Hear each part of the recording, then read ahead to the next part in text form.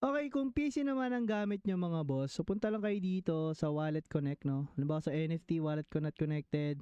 So, acknowledge nyo lang connect. And then, meron kayo ditong i-scan na code. Okay, gamitin nyo lang yung phone nyo and then i-scan nyo siya. Okay, and then allow nyo lang mga boss sa cellphone nyo.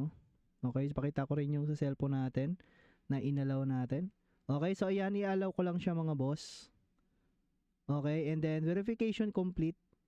Ayan, so meron na tayong Wimix doon sa ating PC, no, mga boss. Okay, so ayan, wallet connected. Ayan na, okay mga boss. So, pwede na natin siyang gamitin, makabili dito ng kahit ano man. So, GWMix Info, Lottery, Hall of Gold. Okay. So, Wimix Plus na nakalock pa. Available at reaching level 32 yan. So, Coinbag, ayan. So, connected na. Okay, sa PC. I-scan nyo lang yun mga boss.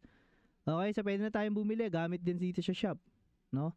Halimbawa, eto mga boss, bibili natin siya via Wimix. So, purchase lang tayo ng ganyan. Continue with Google, no? Kung ano yung Google na gamit nyo doon sa Wimix Play nyo, is yun lang din yung ilagay nyo. Mas madali nga kung sa cellphone mga boss kasi automatic nalalabas na yung wallet nyo. So ngayon kasi nasa PC tayo. So anyway, ganun lang bumili ng Wimix mga boss. So again, kung gusto nyo or nahirapan kayo sa ganung process, pwede nyo akong i-direct message sa Discord lang mga boss. Okay, so yun lang muna for today. Again, this is Spotsky.